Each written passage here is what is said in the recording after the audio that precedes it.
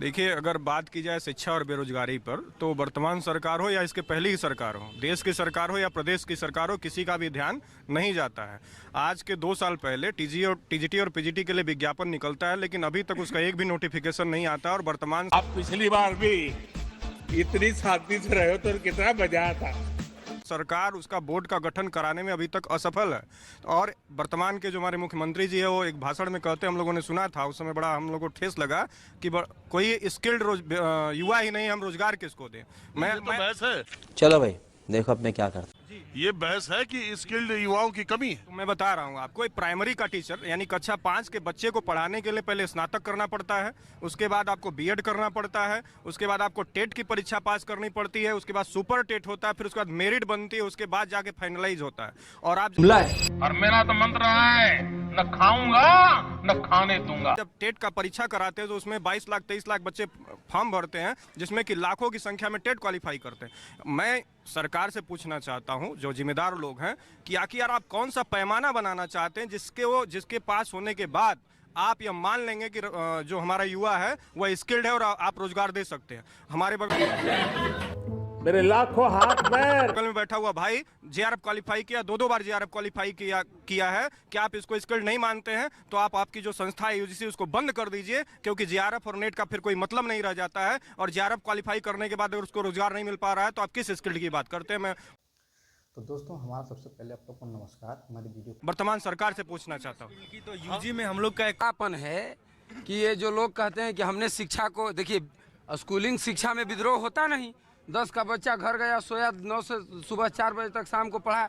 अरे चेतना राष्ट्र के प्रति, चेतना लोग के प्रति तो विश्वविद्यालय के ही विद्यार्थियों में Our aim is to create jobs for more than a billion young होती है ना, तो ये रोकेंगे ही। आप जिस अभी पृष्ठभूमि पे खड़े हैं भैया, इस सरकार में और बीएचयू के इतिहास में पहली बार हुआ है कि 3000 सीट खाली है यूजीपीजी की। 3000 सीट, और लड़कों से एक बार सीयूटी का पैसा, दोबारा रजिस्ट्रेशन का पैसा, तीसरा बार मोपअप का पैसा, और लेने के बाद यूनिवर्सिटी। अभी भैया सीयूटी द्वारा पीएचडी का भी वो हुआ है। मैंने सीयूटी का फॉर्म भरा, 4 यूनिवर्सिटी का एक बार पैसा, अभी डीयू अपना पैसा, बीएचयू अपना पैसा। और हमने मेक इन इंडिया का अभियान चलाया है, और नौजवान अपने ही इलाके में रोजगार कमाए ताकि शाम को अपने माँ बाप के पास जाकर के बैठ। पूरा दलालों का गढ़ कर लिया गया है। ये तो जानते हैं कि विद्रोह तो यहीं से पनपता है। और एक बात और कह दूं कि जो इस बात को कहता है कि स्किल नहीं है और टेक्निकल वाले लोग बैगन के पौधे हैं और हम ताड़ हैं। हम मनुष्य बनाने की फैक्ट्री हैं, हम मनुष्य बनाते हैं। नौकरी और ये जो है बनियागिरी नहीं सिखाते हैं लोगों को। हमने बताया है कि कैसा स्तर होना चाहिए। हम हिंदी विभाग से हैं, जहाँ रामचंद्र शुक्ल और हजारी प्रसाद द्विवेदी हुआ करते थे। हम वैसे नहीं है अभी मजा आएगा कि दीवार और विभाजन की बात करते हैं। ये हमको क्या जानेंगे? इनसे अगर पूछिए कि नहीं, इन्होंने शिक्षा के स्तर पे 8000 रुपया फेलोशिप पे 40 दिन लड़के बैठे रहे, और यहाँ एक कार्यक्रम था, उसके लिए लड़कों को उठा दिया गया कि मोदी जी आ रहे हैं। और ये भाजपा जो है बच्चों को बाउंसर बनाने की फैक्ट्री है। ये लड़कों को बाउंसर बनाती है कि नहीं, जो है हाँ आप लोग आइए। और एक मिनट, ताली बजाने की जरूरत नहीं है, कोई ना भाषण हो रहा है, ये तो चर्चा हो रही है। Our aim is to create jobs for more than a billion young। जो बेरोजगारी का है, मेरा मूल मुद्दा जो है वो ये कि सरकारें और सियासत रोजगार को और छात्रों के मुद्दों पर क्यों ये विमर्श का केंद्र नहीं चाहती। ये चाहती तो जैसा थोड़े वहाँ बनेंगे महाराज।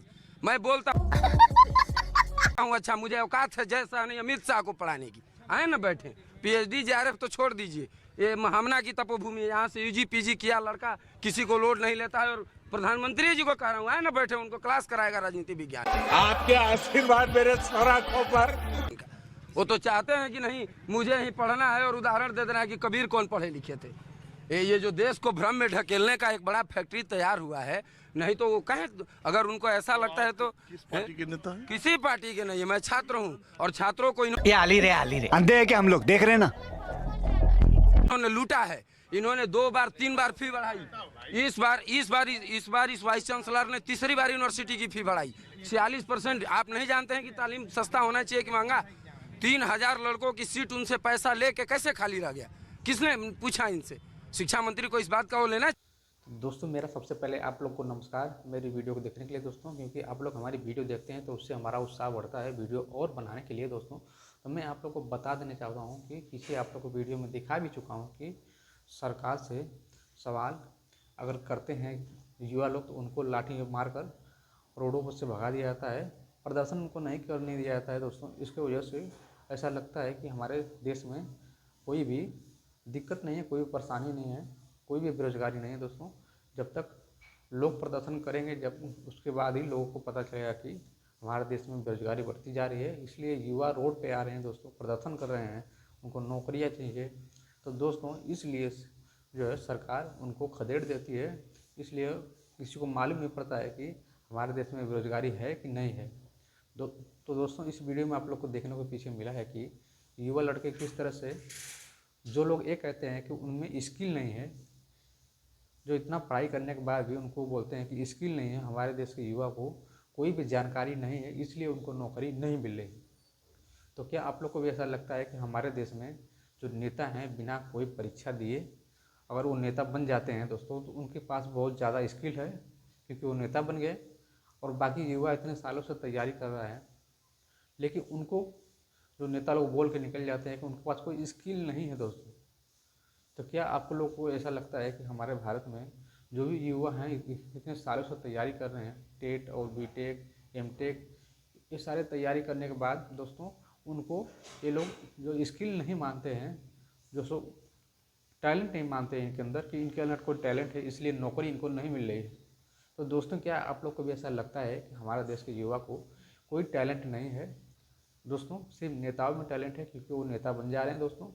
तो क्या आप लोग को ऐसा लगता है? तो आप लोग हमें ज़रूर बता सकते हैं कमेंट करके दोस्तों। आप लोग अगर दोस्तों हमारी वीडियो आप लोग को पसंद आए तो वीडियो को लाइक जरूर करें, चैनल को सब्सक्राइब करके रखें, क्योंकि अगली वीडियो आप लोग को देखने को बहुत जल्दी